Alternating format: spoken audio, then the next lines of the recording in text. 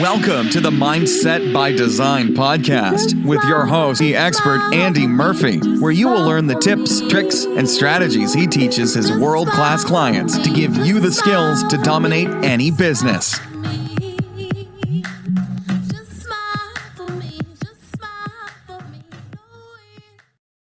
What's going on, Mindset by Design crew, and welcome to episode, this is a clip show. So it's not really a true episode. You can grab the full episodes always every single week and you can jump into those. But what we're going to do each week also in this regular feature is this could be clips of the previous episode. It could be lives I've done on Facebook and Instagram and LinkedIn.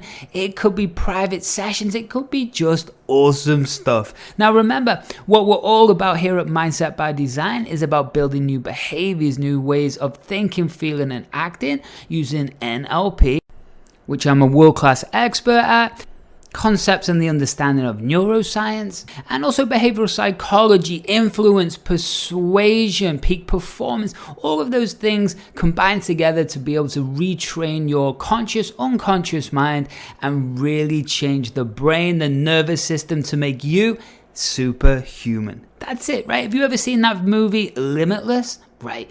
What my job is to give you the tools and tactics to be able to, live a limitless life, have a limitless brain, and create the life and freedom that you truly want.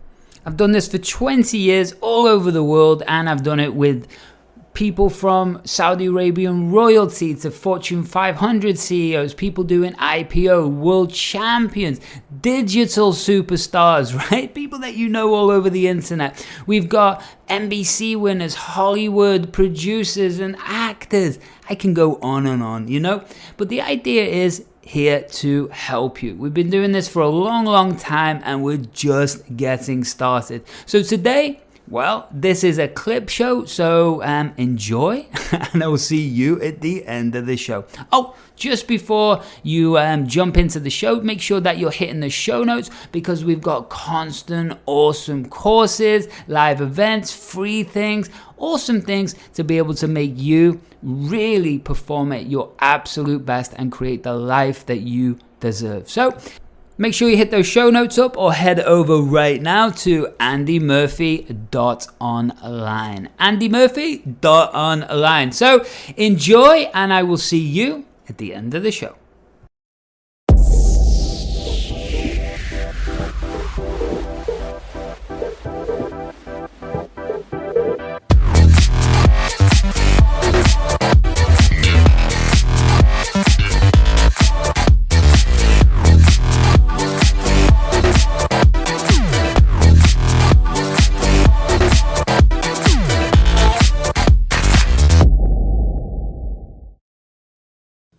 There's also an ongoing internal battle, though, isn't there? There's the you that you want people to think you are, and there's the you who you are, and trying to figure out, how do I figure out who I am?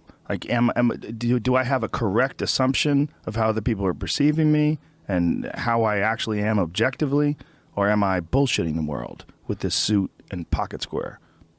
Yeah, I would say it's exactly the scenario that we're talking about. There's essentially only two worlds. There's the inner world of energy and there's the outer world of energy. There's two identities. One's real, one's false. The external world is I'm asking you to tell me who I am. That's what we're all playing at. And as soon as you start playing that game, we run into all sorts of trouble. Call it the ego, call it whatever you want to call it. But that's the dynamic that we're in. And somehow we have to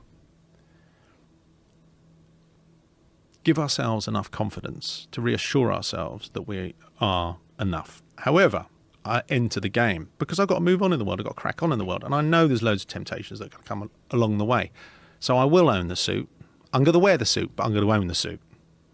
Now, I don't mean by paying for it, I mean by owning it. It's now my suit. It's my idea to put on this suit. I have to personalize it in some way. I have to understand a narrative that allows me to own that suit. And thereby, I put on my suit of armor and I come out into the world. And guess what? I'm having a good time because I'm owning the suit.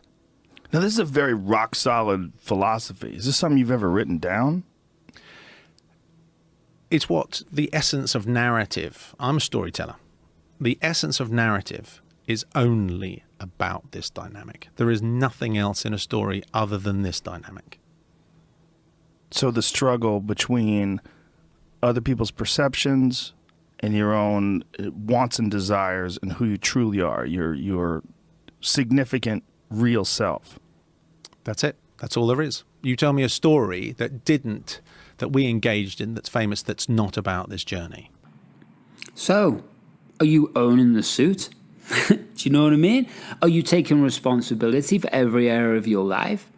Are you taking responsibility for your health, your happiness, your family, right? The people who love you. Are you taking responsibility for your life? Are you here for a reason, or are you just like messing around?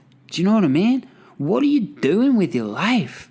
Are you stepping up or are you stepping out? Are you wasting time in nightclubs and partying and drinking? Or are you getting on with it, right?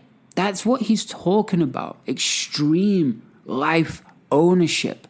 And when you can really understand what that means in every aspect, then it's time to hit that next level. Stop pretending to be somebody you're not.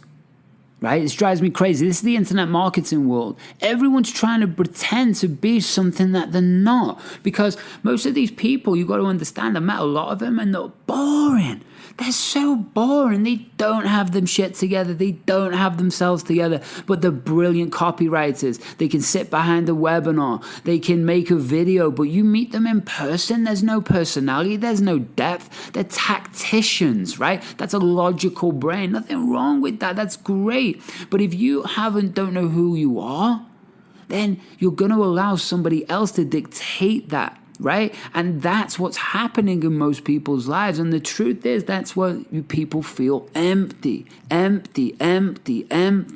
achieved, you get the house, you get the car, right? And then how long does that novelty last?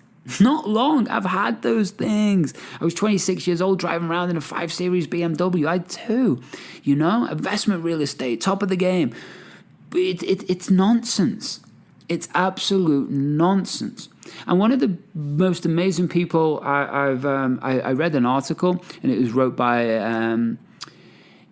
a business partner of an old client of mine, Jason Katzenbach.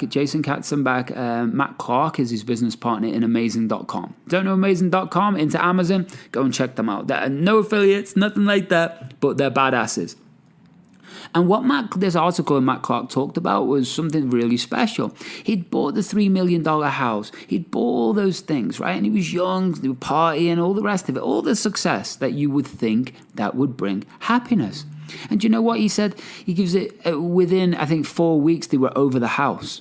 It was costing $20,000 a month to maintain, all of these things. And what he said was he got rid of everything.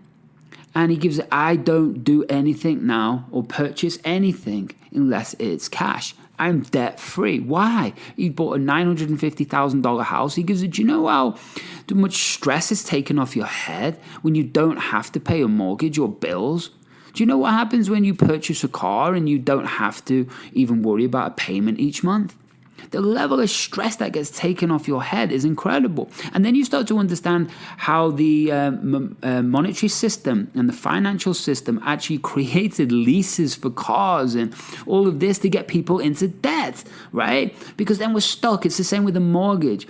It's not an income-producing asset. It's not unless you're in a massive growth area. And then that's only capital gains. It's not income-producing. So the income-producing comes from a different way. That's investment properties, sure. That's investments, sure. That's passive income businesses, sure, right?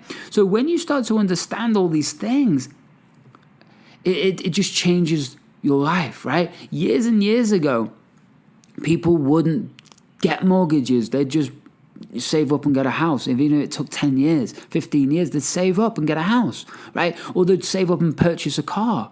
But we don't do that these days, right? We don't do that. Now, if you own your own business, I can hear people saying, I just get a lease, Andy, and it runs it through the business.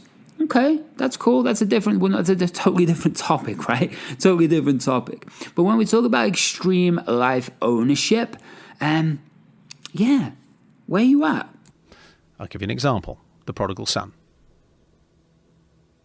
Parable, Christian, seems religious, doesn't really make much sense. Do you know the story? Sure, but why don't you lay it out? So there's a father. He has 2 sons, an older son, a younger son. And he says to them, who wants to spend their inheritance? The younger son says, me, Dad, I'll go and spend it. And the younger son takes all the dough and he runs off and sniffs coke off strippers' tits for a number of years until he realises this is getting pretty boring and I'm in a lot of trouble. He ends up throwing food to pigs. That's his job. And he can't even eat the food that he gives to the pigs, at which point he says, Dad, will you take me back? Dad then goes to, they don't meet. This somehow happens, not through telephones, it just happens. At which point, Dad goes to the fatty calf, says, kill the fatty calf. Older son says, hold on, Dad, what's going on? I've stayed with you since the beginning. I've been loyal to you. And I hear the stories of my younger brother coming back, who's been sniffing coke off strippers' tits for the last God knows how many years. And you're prepared to kill the fatty calf. What's the SP, Dad? I want to know the story. He says, you're all right, son. Don't worry about that. You take a little step to the side. You'll always be with me. You're a good boy. At which point he goes out to meet the prodigal son, the wasteful son. The wasteful son returns and he says, you were lost and now you're found. That's the end of the story. It's quite hard to make sense of that in a literal sense. You go, oh, Dad was a bit unfair and you should have been kind to the older son because he never ran off and did anything. But the essence of the story is that you are the father. You are enough. Your older son is your intellect. He says, oh, don't do this, don't do that. He's trying to reconcile, make sense of a prosaic and material world. The younger son, being the wild, feral entity that he is, wants to go out in the world and find out what it's all about. So in his recklessness and sense of adventure, he finds that he can't escape himself. So he has to return to himself. And at which point, he has to accept who he is. At which point, the intellect is left out of the equation pretty much as the older brother, because he can't understand the significance of the journey of the wasteful brother. In the end, you have to leave yourself to understand the value of yourself. You have to lose stuff before you realize that all the stuff that you're losing is ephemeral and transitory. It's not yours. You're enough. You're always enough. But you've got to somehow prostitute yourself before you realize your own value. That is the essence of all stories. Boom. Think about that, right? That's a profound story. You might have heard it before, but it's true, man. It's so true. What is it in your life that, remember, life goes in chapters, it goes in stages, it's a story. It's, I personally believe that we've pre-designed this before we even came, but that's getting a little bit woo-woo, but I really believe that, right? I can go down the science route, we can go down the quantum physics route, we can go down the spirituality route, as deep as you want, right? But that's the point. And when I was 24, 25, 26 years old, I was 27, I was at the top of the game in 2 different countries, putting together $100 million resort, right? The identity, the ego, it meant something. It's all noise, right? I partied all over the world, played all over the world, traveled all over the world for the past 19 years. Do you know what I mean? And the truth is, doesn't matter how shiny things are, doesn't matter what's going on in your life. The truth is, are you at peace when you're at home on your own, right? That's the key word, on your own. If you constantly need people around you, there's an issue. We need to have a little chat, right? But when you start to apply this into your business and life, understand that life is a direct mirror of your business. Your business is a direct reflection of where you are at on your own journey. And when you start to begin to understand this, that I love that analogy, I love that story, right? Because there are different parts of us, there are different sides of us. And when we understand that, man, everything changes. Everything changes. So you are enough. So if you're enough, why wouldn't you play fucking massive? Why wouldn't you play full out? Why wouldn't you go and make this happen? That's deep, Guy Ritchie. Is that something you think about all the time? Or is this like a cemented philosophy? So, King Arthur, the story Okay. we just made. A man is a king, has a son. The son, the father runs into a bit of aggro. The son jumps into a little boat, a little skillet, and he's not skillet. That's what you cook your chops on, isn't it? Yeah. Skiff, a little skiff. The skiff takes off down the river. He gets found by prostitutes. He's brought up in a brothel. He understands the ways of the street. He becomes a king on the street. He works his way out the different ladders, and then he pulls a sword from a stone at a certain point in his life, a certain point of evolution, and then from there he goes on to be the king. There's a bit of a tussle all along the way, lots of wrestling matches. In the end, he fights down his demons and he becomes the king. So what's the significance of this narrative? That every man in himself is aristocratic, that he is his own king.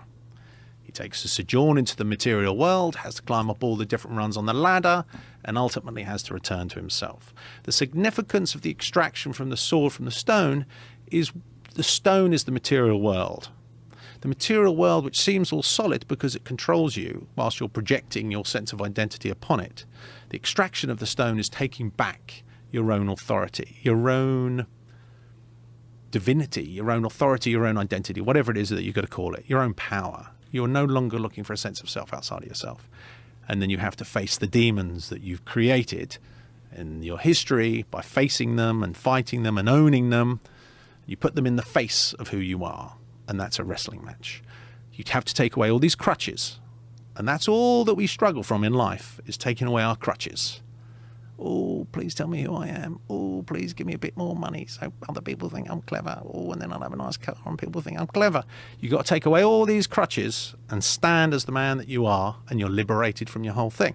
So that is the story of King Arthur. But it's not just the story of King Arthur, it's the story of all narrative. Do you think that most people that are watching the film are going to get that, though? They're just going to get an entertaining story. They're just going to see a bunch of cool stuff, some drama play out. But this is fascinating that you're operating so many levels underneath it. Yeah, but I'm a storyteller. It's my Right. business. So if I'm in the business of story, I might as well understand story. And do you need to understand all that? I'm not sure if you do. It depends where you are on the ladder. So you can just go along, have a nice bit of entertainment. Good guy, Right. bad guy. Everything's literal. There's nothing wrong with literalism. It is what it is. It's the game. You can glean what you can glean when you're ready to glean what you're ready to glean. Are you a Joseph Campbell fan? I am a Joseph Campbell fan, yeah. Yeah, that's a reoccurring theme in his work. The hero's journey. Yes, the hero's journey. This underlying sort of narrative that just really guides all stories and all ancient tales, and that there's something inherently human about them, important about these stories. They resonate with our wants and needs and goals, and even also maybe the structure that we really, truly need in our own life. Yeah, I mean, all stories from whatever period, I'm sympathetic to this particular, to Joseph Campbell's philosophy on this. But he's not the only one, right? Right. The weird thing about religion is religion has done to the spiritual significance of narrative what the businessman did to the suit. Hope you're enjoying this so far, crew. I really do, because I love this, and I'm going to be doing lots more of these. I think they're important. There's so many incredible minds out there, and I want to showcase them in these type of clips, you know. So this next section, I absolutely love. And I've taught it many times, and it's the businessman has taken over the suit, and we have to claim this back. But what does that really mean? Let Guy Ritchie explain.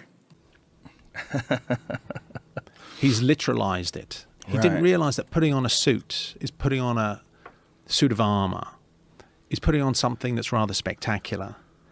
You're just doing it for convention. You're doing it for others. You're not doing it for you. And in our literal mind, we look at a narrative and we see the narrative for what we believe it to be, the exterior aspect of the narrative. So we see the world upside down. We're not actually interested in the essence of the narrative because we're so busy pandering after the approval of others. So everything that we see, every narrative that we listen to, every film that you see, you're not really interested in its soul. You're interested in its body, because that's what we correspond to. It's fascinating that you're comparing it to Suits, because it resonates. Like when you think of a guy showing up for work or getting ready for work and he doesn't want to go and he's putting on the suit and he's just dredging through it and putting it on, or you think about a guy who's crisply tucking in his collars and putting on his cufflinks and tightening up his tie, and he feels empowered by the whole process of it. It's very appealing. Like if you see it in a film too, it's very exciting. This is a man of purpose. Okay, they did it in Mean Streets. I don't know if you remember. Yes. It was Harvey Keitel getting dressed to go out on a Friday night, and it affected a whole generation of people about the way they dress because he owned it. Yeah. I never really thought about that until this conversation. It's not because I wear suits occasionally, like very, very occasionally. But you've been robbed. I've been robbed. You've been robbed. There are so many aspects of life. Food for a long time got robbed from us, and we've slowly managed to claw that back. It's true.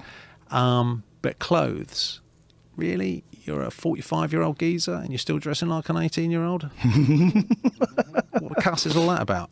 Well, some people like to be comfortable, though. I get that, by the way. And they like that look. Comfortable. Your suit's comfortable? It's comfortable. Yeah. You can get poured into this, completely deconstructed on the inside, made by a chap called Brunello, knows what he's doing. So these are all handmade? It won't be handmade. Tailored? No, I bought this off the shelf and I had a couple of things tweaked. But it's as comfortable as a pair of pajamas. Really? Yeah. See, again, you have to broker a deal. You can't put on things that are uncomfortable because guess what happens in the morning? You're looking through your suits and you go, oh, I like that one, but I'm going to wear a comfortable one. Ah, so they all have to be comfortable. Well, otherwise you're not going to play the game, are you? Okay, crew, there we go, the end of another clip show. I really hope you enjoyed it. You got lots of good stuff from it. And again, if you want to go back and check the previous episode, well, it's waiting for you there. And speaking of waiting for you there, you've got to make a decision. That's how much do you want the next stage of your life? Do you want to have that limitless brain? Do you want to be like a Jedi? Do you want to be part superhuman? Do you want to take your business life to a whole new level with influence, persuasion, peak performance, and neuroconditioning? Well, I'm sure you do. This is how we scale businesses from 5, 6, 7, 8 figures plus. This is how I've worked with the top people in the world, and I just want to share some of their secret strategies with you. So the next thing you need to do, very simple, nice and easy, just simply go to the links. That's it. Hit the show notes up, see what's available for you today, and also make sure that you're heading over to andymurphy.online. Why? Because we got articles, we got videos, we got content all for you sitting right there, and so many options to help you get to that next stage, to win, finally win, or take your business and life to a whole different level. Sound good?